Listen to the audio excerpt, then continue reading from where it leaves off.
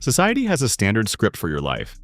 They tell you to study hard, work for 40 or 50 years, and then, if you have played your cards right and stayed healthy, you can finally relax when you hit 67 or 70. The logic always sounds perfectly reasonable on paper. Just a few more years, they say. Just a bit more in the 401k, just a slightly higher social security check, and then you will be safe. But there is a hidden cost to those extra years that never shows up on a retirement calculator or a bank statement. Today, we are challenging the assumption that working longer is automatically the smarter move. Age 62 might actually be the specific point where the entire equation of your life begins to change in your favor. In this video, we are diving into 5 powerful reasons why 62 is the target you should be aiming for. I will also reveal one reason that has almost nothing to do with Social Security but could completely shift how you view your future. However, you need to stay tuned until the end because there is one specific mistake people make when retiring at 62 that can turn a dream into a financial disaster, and you need to know how to avoid it. But before we continue, please take a moment to like this video, subscribe to the channel, comment below, and hit the notification bell to never miss our next wealth-building breakdown in this changing economy, and to help this video reach others in our community needing financial advice. Reason number 5 is that 62 gives you a brand new financial option that you simply did not have at 61. This is the age when the rules of the game change because, for most workers, 62 is the first time you become eligible for Social Security retirement benefits. This creates a massive shift in your cash flow potential. Suddenly, you aren't just relying on your paycheck. You have multiple streams that can work together. Someone who is miserable in their current career no longer has to think in binary terms of either having a full salary or having zero income. Instead, they can look at a beautiful mosaic of income sources. You might have your Social Security check, your private retirement investments, your personal cash savings, perhaps a pension, or even some light part-time income. When you stack these together, the mountain of retirement looks a lot less steep. But here's the catch you must understand. Just because you are eligible at 62 doesn't mean that claiming it right away is the best move for everyone. If you reach 62 in the year 2026, your full retirement age is actually 67. By starting your benefits at 62, you are accepting a permanent reduction of about 30% compared to what you would get if you waited. For some, that is a deal breaker, but for others, it is the price of freedom. And that leads us directly into why reason number 4 is even more vital than a monthly check. Reason number 4 is that your healthy retirement years are a limited resource, and they are far more valuable than your bank balance. We need to move away from the obsession with account balances and start talking about the currency of time. Think about the difference between retiring at 62 versus waiting until 67. That is a 5-year gap. But what does 5 years actually mean in the real world? It is 5 more summers where your knees still feel good enough to hike or travel. It is 5 more holiday seasons where you have the energy to host the entire family without feeling exhausted. It is 5 years of freedom to spend with your spouse, your children, or your grandchildren while you are still active and vibrant. Most retirement planning focuses on calculating money with surgical precision while treating your time as if it were infinite. But the reality is that while you know exactly how much money is in your account today, you have no way of knowing how much healthy time you have left.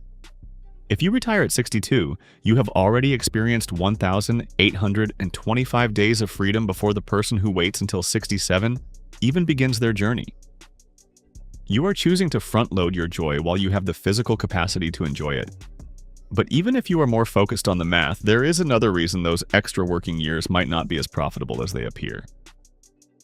Reason #3. The financial benefit of working longer is typically exaggerated. People frequently make a simple but inaccurate comparison while deciding to continue in the workforce. They compare their $70,000 salary to a $0 retirement salary. That calculation is inaccurate.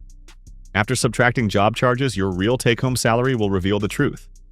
Consider how income and payroll taxes gobble up so much of that salary.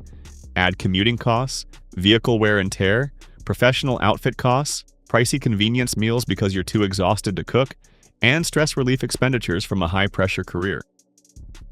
If you do the math, that $75,000 paycheck may only support your lifestyle for $45,000. If you only need $45,000 a year to live well, the choice changes.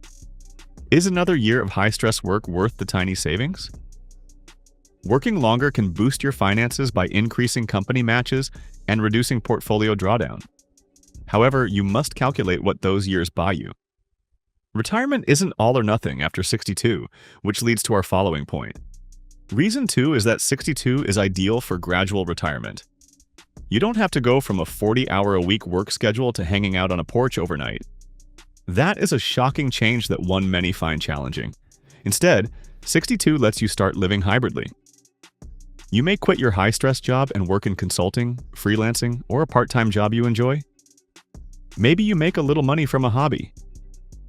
This method can dramatically cut investment withdrawals even with a tiny income. If you earn $20,000 from a part-time passion project and your retirement lifestyle costs $60,000, your portfolio simply has to generate $40,000. This keeps your wealth and offers you purpose. But beware of the Social Security earnings test. If you exceed the annual limit and claim benefits before retirement and earn a lot, the government may temporarily withhold some of your benefits. Check current earnings rules before combining early benefits and a job. Many people forget that retiring is different from claiming Social Security. The most significant strategy on this list is reason number 1. At 62, you can retire without claiming Social Security. Most individuals confuse two questions. When they retire, they think their benefits should begin. They don't have to match. One of the best early retirement strategies is that you can retire at 62 and use your savings or retirement accounts to support yourself for a few years. Postponing your Social Security claim increases your monthly income. For every year you delay your claim past full retirement age, your Social Security payout grows until age 70.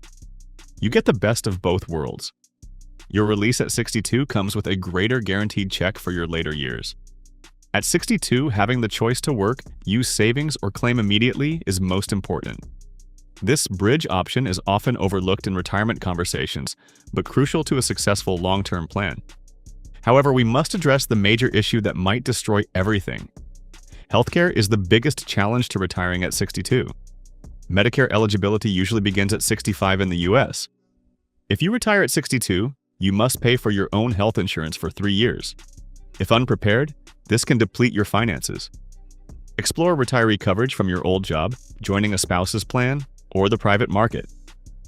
A flawless retirement plan that overlooks healthcare costs is incomplete and a substantial risk.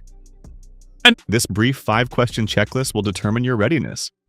Can your savings and diverse income cover your monthly spending? Second, do you have a strategy to pay for healthcare until 65? Third, have you calculated out whether claiming Social Security now or later suits your long-term goals?